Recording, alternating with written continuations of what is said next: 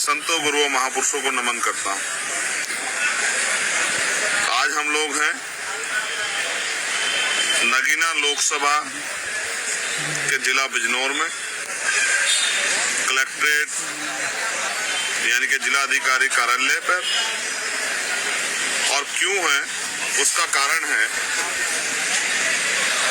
कि अभी मैं 3 दिन पहले एक गांव में सभा कर रहा था।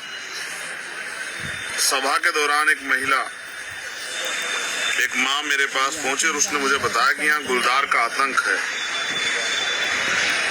गुलदार, आप उसको लेपर्ड भी कह सकते हैं,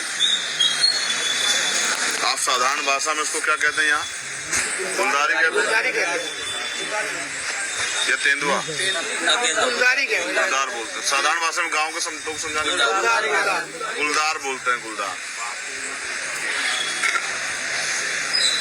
तो यहाँ पिछले कुछ समय में बिजनौर, अगर आप बिजनौर को ऐतिहासिक देखोगे तो बिजनौर उत्तराखंड यूपी बॉर्डर है। बिजनौर के बाद उत्तराखंड शुरू हो जाता है।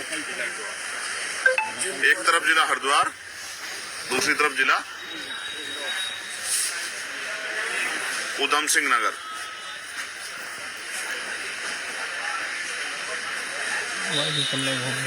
तो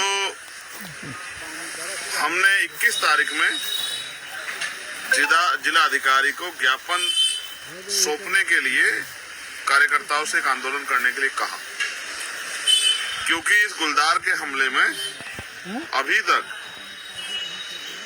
25 से 26 लोगों की जान चली गई। और मेरे इस घोषणा के बाद एक 12-13 साल की बच्ची को परसों गुलदार ने निवाला बनाया।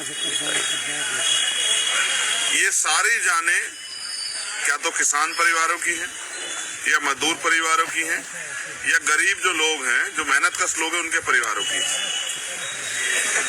अब सवाल ये है कि बिजनौर और उत्तर प्रदेश और देश में क्या इंसान की जीवन की कीमत इतनी कम हो गई है कि 25-26 घटना होने के बाद भी ना सरकार ने या ना यहाँ के अधिकारियों ने उन परिवारों की सुध ली, ना उनके लिए कोई मुआवजा दिया, ना उनसे बात की, ना उनके दुख को, दर्द को कम करने का प्रयास किया।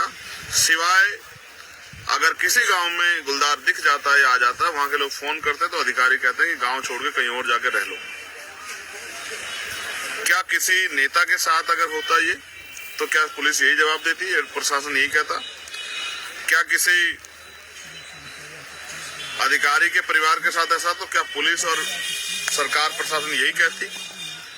या फिर किसी व्यापारी के बेटे के साथ ऐसा होता, बेटी के साथ होता, पत्नी के साथ ऐसा होता, पिता के साथ ऐसा होता, माँ के साथ ऐसा होता, तो क्या प्रशासन और पुलिस का यही रवैया रहता? या सरकार की संवेदनशीलता जो मर गई है, सरकार संवेदनहीन हो जाती? ये सवाल यहाँ के जिलाधिकारी, क्योंकि उनके पास जवाब नहीं है और उनको जवाब देना है, हम यहाँ जवाब मांगने के लिए बैठे हैं, तो वो यहाँ से नदारद, क्योंकि 2 दिन बाद मुख्यमंत्री की रैली है, वो उसका बहाना बना के यहाँ से इधर उधर। लेकिन सवाल ये है कि 26 लोगों की जान चली गई और किसी को कोई फर्क नहीं पड़ा। इसलिए आज हम लोग जिला कार्यालय पर बैठे हैं और जब तक यहाँ के जिलाधिकारी आकर सरकार के लोगों से बात करके हमें आश्वस्त नहीं करेंगे कि उन्होंने गुलदारों का हमला रोकने के लिए, अभी भी खतरा बना हुआ है। कल पर यह भी नहीं पता किसकी बच्ची, किसका बेटा, किसकी बेटी, किसकी पत्नी, किसी की माँ, किसी के पिता, किसी का बेटा, किसकी हत्या हो जाए, गुलदार किसको उठा ले जाए। कई लोग मेरे पास आए, एक माँ जिसके आंसू नहीं सूख रहे थे, जिसका कहना था कि उनके 19 साल के बेटी को गुलदार उठा के ले गया, जिसकी शादी तय हो गई थी। एक किसान परिवार, सिख परिवार से एक साथी है, जिनके जवान बेटे को पानी देने का 23 साल के अकेला बेटा था, उसको गुलदार उठा के ले गया। और ये हत्याएं भी ऐसी सामान्य हत्या नहीं, गुलदार जिस तरह से नोचता है इंसान को, आप उसका आइडिया भी नहीं लगा सकते। तो इसलिए मैं बिजनौर और बिजनौर के आसपास के साथियों से कहूंगा कि जो बहुत नजदीक हो वो अब आ जाए। बाकी हमारे साथी कल सुबह बिजनौर पहुंचने का काम करें जिला अधिकारी कार्यालय पर। हम यही डटे हुए हैं, क्योंकि बहुत ज्यादा मीडिया में इस खबर को नहीं रखा जाएगा, बहुत अखबारों में नहीं छपेगी, लेकिन हमारे पास ये एकमात्र साधन है सोशल मीडिया, जिसके जरिए हम आवाज उठा सकते हैं। तो आप महसूस करिए, बहुत सारे ऐसे लोग हैं जिनकी जीविका वो इसी तरह चलती है कि सुबह वो खेत में काम करने जाएं या मजदूरी करने जाएं, मजदूरी करने जाएं, लेकिन आज उन सब पे रोक लग गई है और वो लोग भूख से मर रहे हैं, क्योंकि उनको ये नहीं पता कि वो जाएंगे तो अपने बच्चों के लिए 2 टाइम का